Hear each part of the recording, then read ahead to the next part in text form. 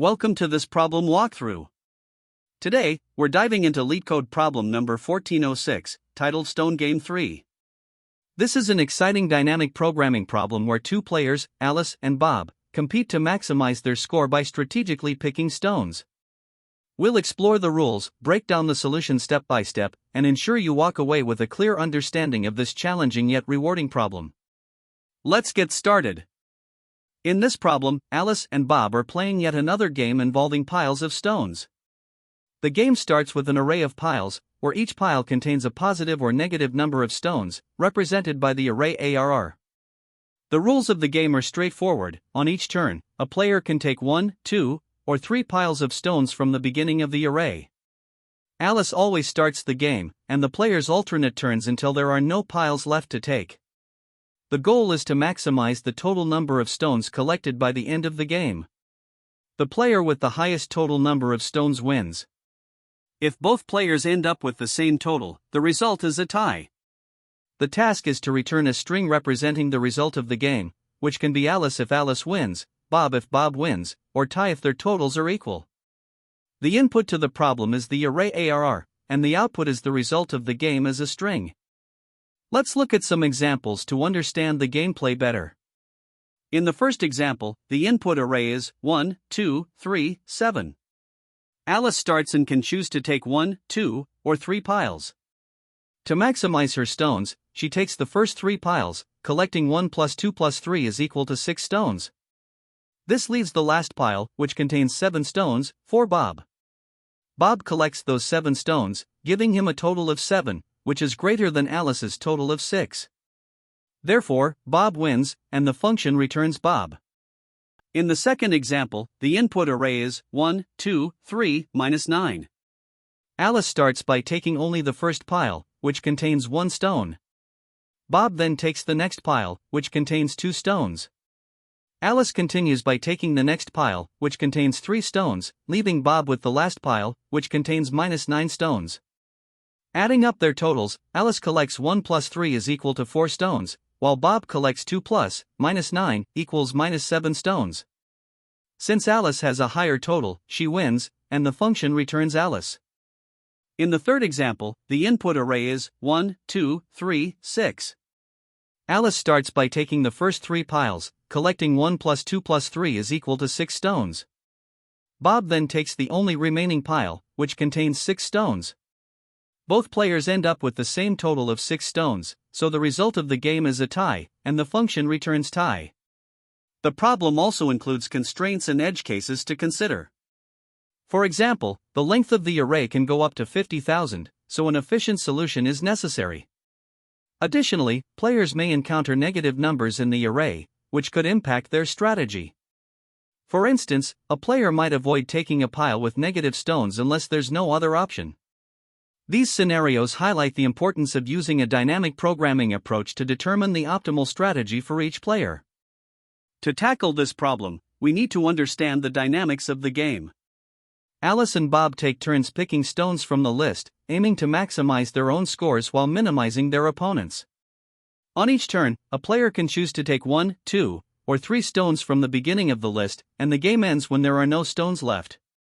The winner is the player with the higher total score, and if their scores are equal, the game results in a tie.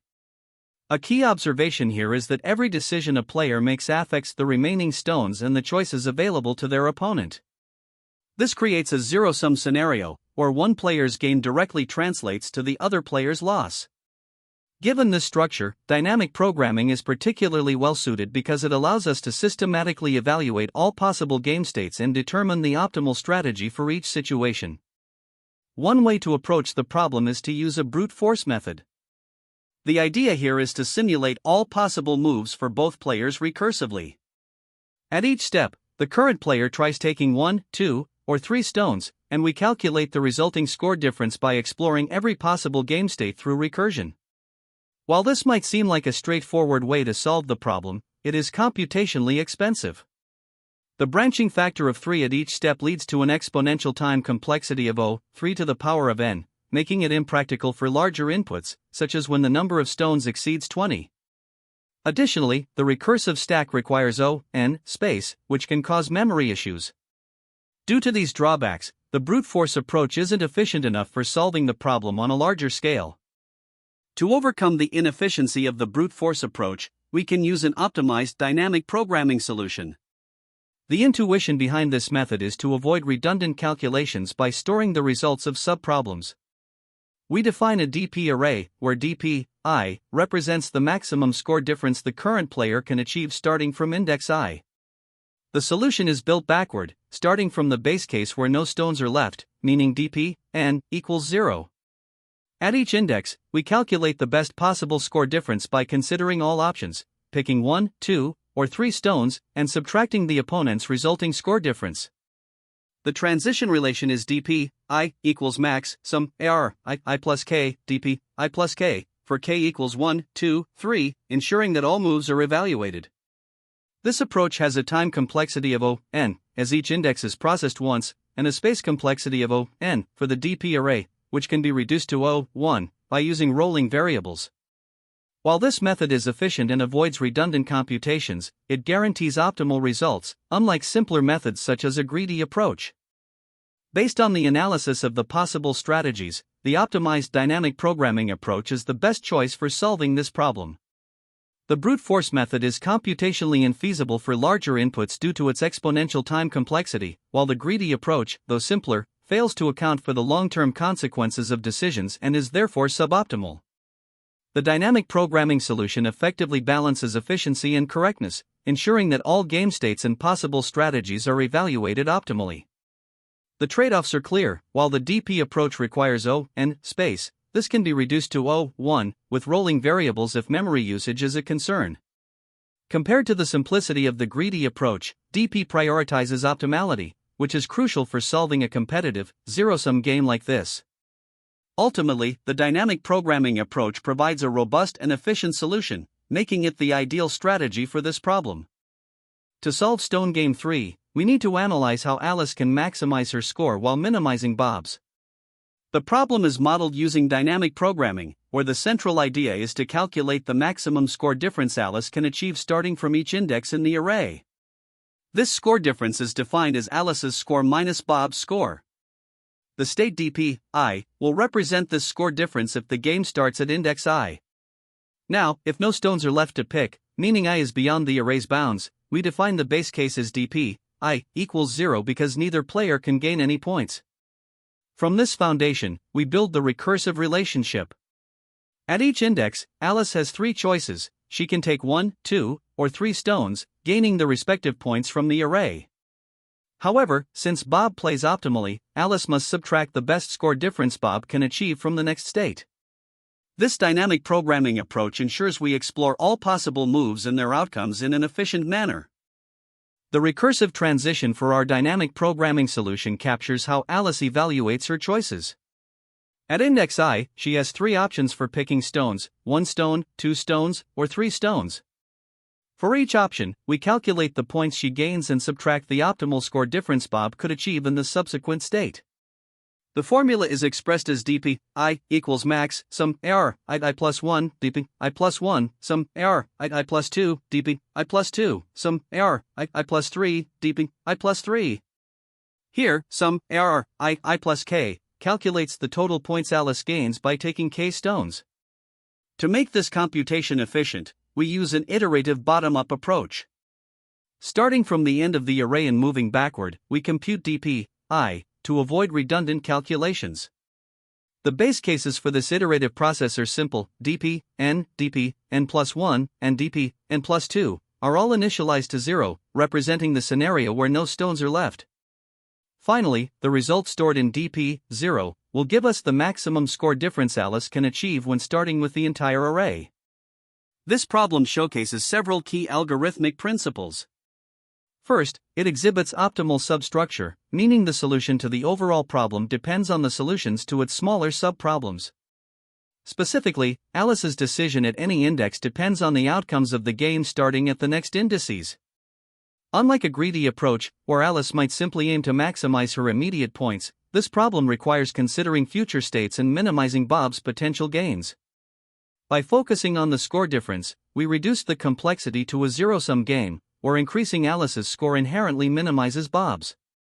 Additionally, we need to handle edge cases carefully, such as when the array length is less than 3, to avoid accessing invalid indices. The dynamic programming array DP is central to the solution, storing the maximum score difference Alice can achieve at each index. With a size of n+1, this array ensures we can handle the base cases efficiently while avoiding redundant calculations and overlapping subproblems. The algorithm relies on efficient operations to calculate Alice's optimal score difference. Summing stones is straightforward, as the array slice sum, ARR_ij, calculates the points Alice gains by choosing 1, 2, or 3 stones. Since the maximum number of stones she can pick is 3, this operation remains constant in complexity. The key calculation at each state is the maximization step, where we determine the best possible score difference Alice can achieve by exploring all 3 options. To ensure efficiency, we compute these values iteratively, moving backward from the end of the array to the beginning. This guarantees that each state is calculated only once. The overall time complexity of this approach is O(n), as we compute dp, I, for all indices from n1 to 0, and each computation involves a constant number of operations. The space complexity is also O(n), as we store the dp array to retain results for overlapping subproblems. This ensures the solution is both time and space efficient. The pseudocode for the solution highlights the simplicity and efficiency of the algorithm. We first initialize the dynamic programming array dp with a size of n+1 and set all values to 0. Then, using a bottom-up approach, we iterate backward through the array, updating dp, I, based on the 3 possible choices Alice can make at each step. Each computation uses the formula dp, I, equals max, sum, AR, I plus 1, dp, I plus 1, sum, AR, I plus 2, dp, I plus 2, sum, AR, I plus 3, dp, I plus 3. Finally, the result stored in dp, 0, represents the maximum score difference Alice can achieve, accounting for Bob's optimal play. By returning dp, 0, we ensure that Alice's strategy is optimal and guarantees the best possible outcome for her. This dynamic programming solution effectively balances simplicity, clarity, and computational efficiency, making it a robust approach to solving the Stone Game 3 problem. This is a dynamic programming solution to the Stone Game 3 problem. The main goal is to determine whether Alice, Bob, or neither wins the game based on the difference in their scores. We initialize an array dp of size n+1, where n is the number of stones. Each dp, I, represents the maximum score difference Alice can achieve starting from index I. The base case is dp, n, equals 0, which means no stones are left, so the score difference is 0. We iterate backward from the last stone to the first. At each index I, we simulate the 3 choices Alice has, picking 1, 2, or 3 stones. For each choice, we calculate the score Alice would gain by summing the values of the stones picked, total, and subtracting the opponent's best possible score, dp, I plus k. We update dp, I, with the maximum score difference Alice can achieve starting at index I. Finally, we check the value of dp, 0, to determine the outcome. If dp, 0, 0, Alice wins; if dp, 0, 0, Bob wins; otherwise, the game is a tie. This approach ensures that both players play optimally and handles all edge cases efficiently. The time complexity of this solution is O(n), as we iterate through the list once and process at most 3 choices per index. The space complexity is also O(n), as we use a single dp array of size n+1. Here, we start by importing the necessary utilities and defining our solution class. The main method, StoneGameII, takes an array of integers called stoneValue, representing the value of stones in a row. First, we determine the length of the array, n, and initialize a dynamic programming array, dp, of size n+1. This array will store the maximum score difference Alice can achieve starting from each position. Initially, all values in dp are set to integer.min_value, indicating unvisited states.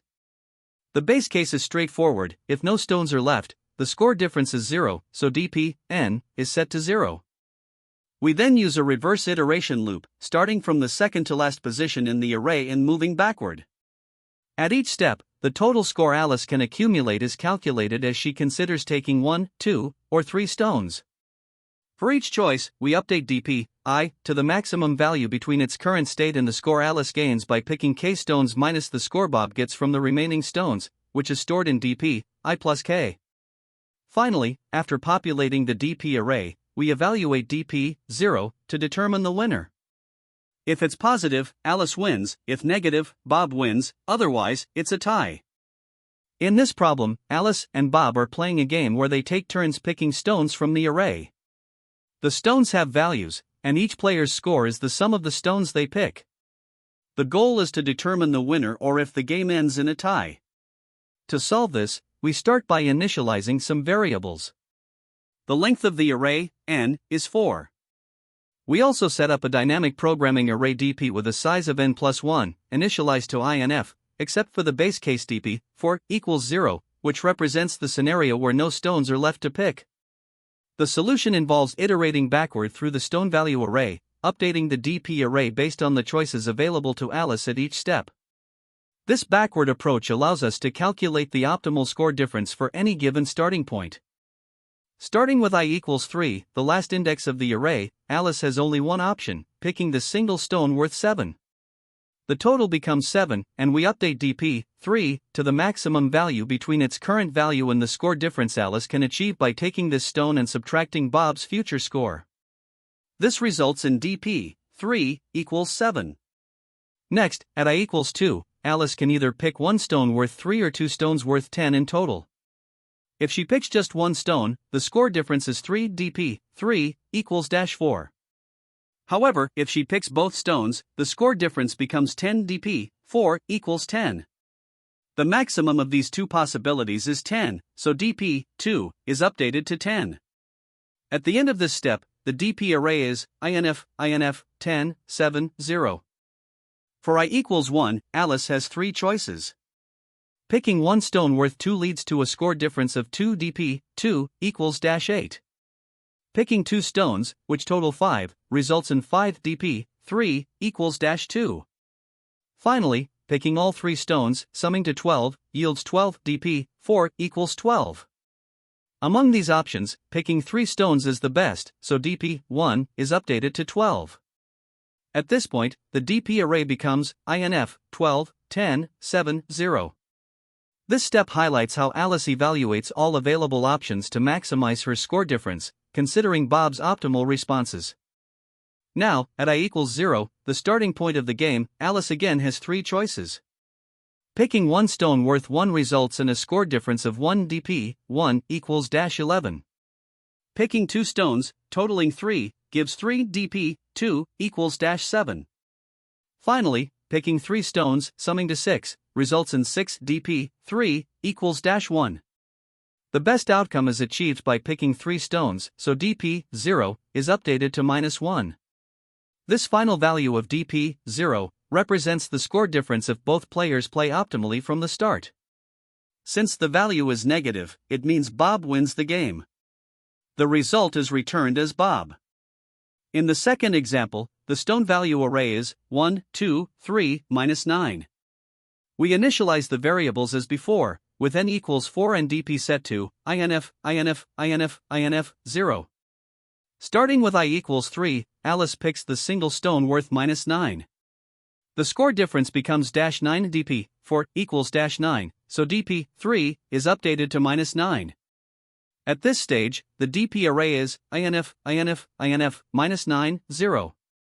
This demonstrates how the algorithm handles negative values, as Alice's optimal move at this point still involves taking the only stone available. For I equals 2, Alice starts with a total of 3. Taking one stone results in a score difference of 3 DP 3 equals 12.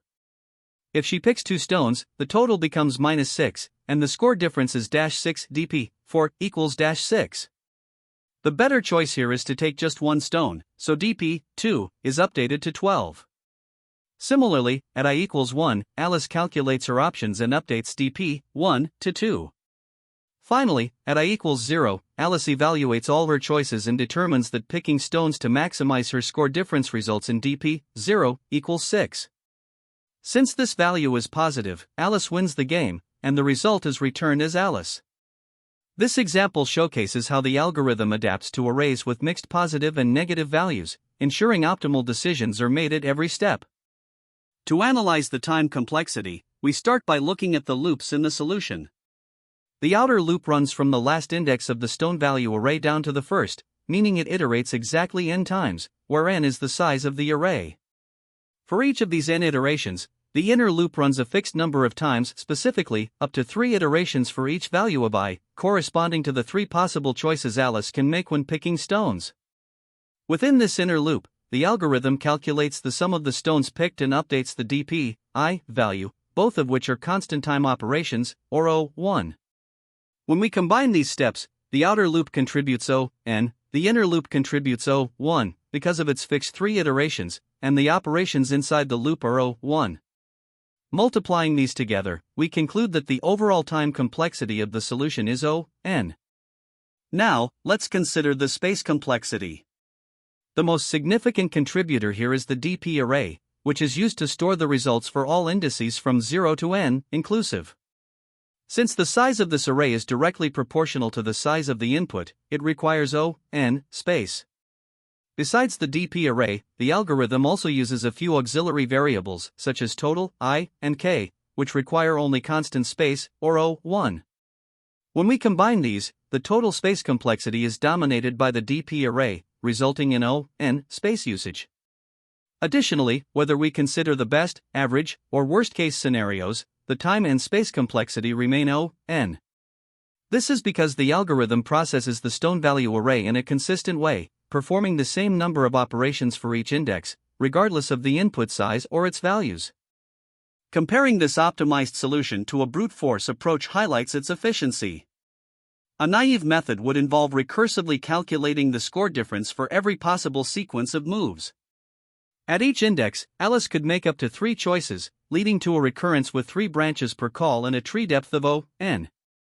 This results in an exponential time complexity of O(3 to the power of n), which becomes computationally infeasible for large inputs. By contrast, the dynamic programming solution avoids this inefficiency by reusing previously computed results stored in the dp array. Each entry in the dp array is computed only once, and since the computation involves a fixed number of constant time operations, the time complexity reduces dramatically to O(n). Similarly, the dp array's size determines the space usage, which is also O(n). This optimization makes the solution scalable, even for input sizes up to the problem's constraints, such as n reaching 10 to the power of 5. When solving Stone Game 3, there are a few common mistakes to watch out for. First, ignoring edge cases can lead to errors in your solution. For example, when the number of stones is very small, such as 1 or 2, or extremely large, like 10,000, your recursive or dynamic programming approach might fail due to incorrect base cases or even stack overflow issues.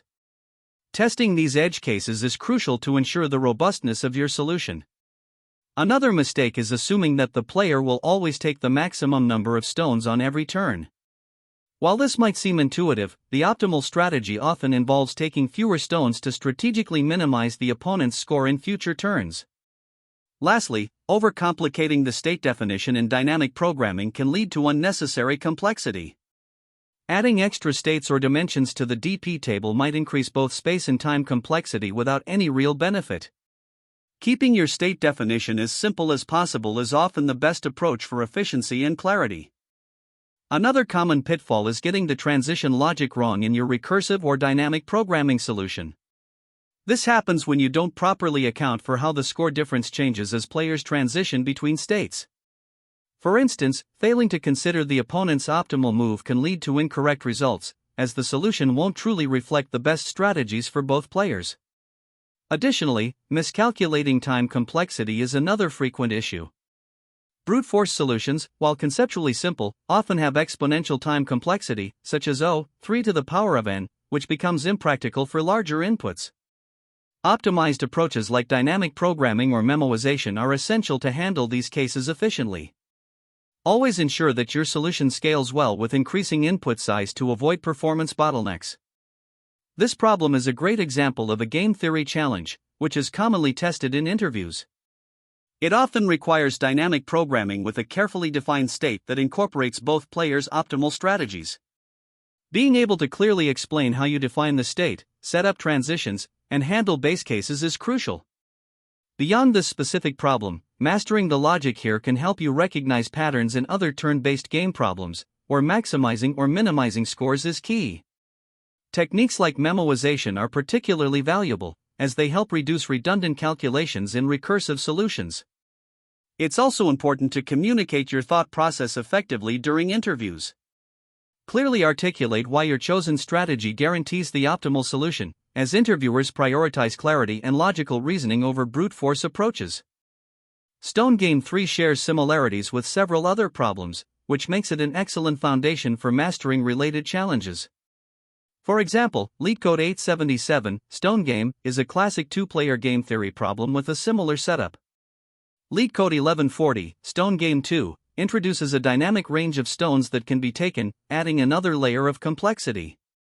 LeetCode 486, Predict the Winner, focuses on determining if the first player can guarantee a win with the optimal strategy.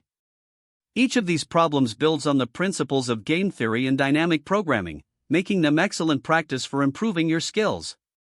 By learning to recognize the similarities and differences between these problems, you'll develop a deeper understanding of the strategies and techniques required to solve them. There are several approaches you can take to solve Stone Game 3, each with its own trade-offs. A brute force recursive approach involves simulating all possible moves for each player and evaluating outcomes. While this is easy to implement, it results in exponential time complexity, 3 to the power of n, making it infeasible for large inputs.